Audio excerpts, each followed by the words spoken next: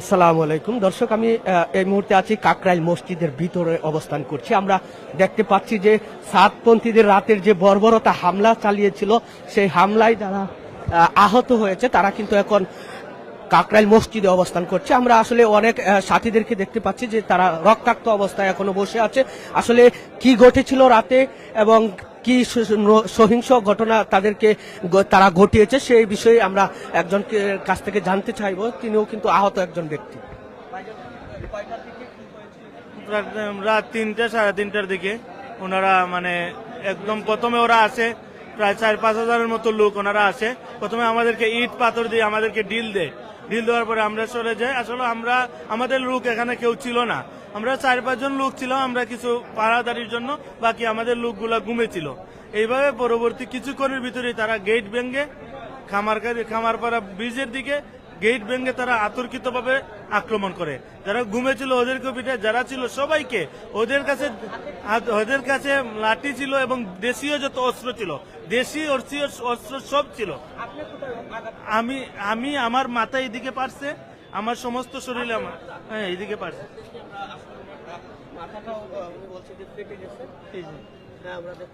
এখন শুকিয়ে গেছে রক্তগুলা, আমি চিকিৎসা নিয়েছি। আমি দেখছি অনেক সাথীদেরকে জবাই করছে ওরা কাউকে। আমি যখন আমাদের মারার পরে আমি যখন আহত হয়ে গেছি, তখন আমি তো দৌড়ে পালাইতেছিলাম। তখন আমি দেখতেছি যে অনেক দিকে জবাই করতেছে, কাউরে চাকু দিয়ে, একজন লোককে 10 জনের চাকু দিয়ে গায়েছে। এভাবে ইয়ে করছে নরসিংদী সাহেবরে।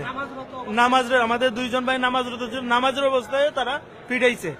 আর অনেকে মাথায় বডি থেকে আলাদা করে দিছে। এইরকম অতর্কিত আমি দেখেছি। আবার অনেকগুলো লাশ দেখছে, ওরা পায়ে ধরে টেনে নিয়ে যাচ্ছে। অনেক সময় মাঠের মধ্যে অনেক লাশ ওরা গুম করছে। সবার অবস্থা নাই, নাকে এবং আমরা কিন্তু আরো এখানে অনেক আহত ব্যক্তিকে আমরা আপনাদেরকে এখন দেখানোর চেষ্টা করব। আপনারা দেখে আসলে হতভম্ব হয়ে যাবেন যে এইভাবে কিভাবে একটা সহিংস হামলা তারা চালায়। এটা তো আসলে দেখতে পাচ্ছেন দর্শক, আমরা তার কথা শুনতে এগুলা বলছে আমাদেরকে। আমরা বলছি যে আপনাদের কাছে, সাংবাদিক ভাই, আপনাদের কাছে আকুল আবেদন রইল, সারা পৃথিবীতে কোরআন দিয়ে ইসলাম চলবো।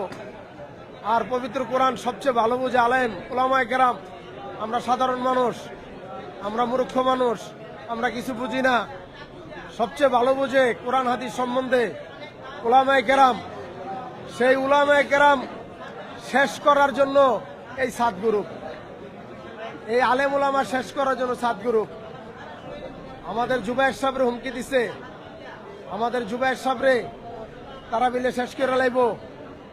আপনারা দর্শক, আমরা আরেকজন আহত ব্যক্তিকে দেখতে পাচ্ছি, যিনি আসলে তিনি কিন্তু মাথায় অনেক আঘাত করেছেন। তার কিছু কথা আমরা শুনতে চাইব। বাইরে আমরা মাঠ থেকে বাইরে আমাদেরকে বাইর করছে।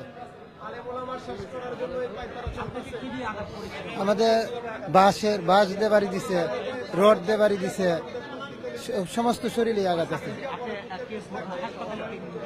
হাসপাতালে নিয়ে গেছেন আমার সাথীরা। মাঠে যারা ছিল কম বেশি সবাই আহত হয়েছে, কম বেশি সবারই আহত করতে পারি। আমাদের মাঠে তো প্রায় 1000 লোক ছিল।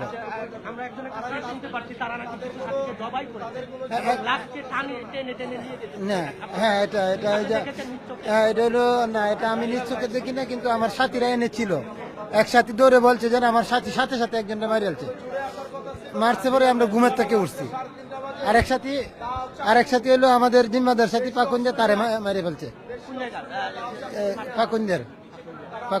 দর্শক, আমরা শুনতে পেরেছি পাকুন্দিয়ার একজনকে কিন্তু তারা হত্যা করেছে। আসলে এই যে হত্যাকাণ্ডটা তারা ঘটিয়েছে, এটা কিন্তু আসলে খুবই সহিংসজনক, আমরা সেটা জানি দর্শক।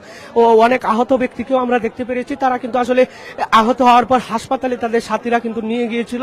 নিয়ে যাওয়ার পর কিন্তু এখন তারা এইখানে অবস্থান করছে। আরো কিছু সাথী আমরা জানি যে তারা কিন্তু হাসপাতালে এখনো ভর্তি আছেন। দর্শক,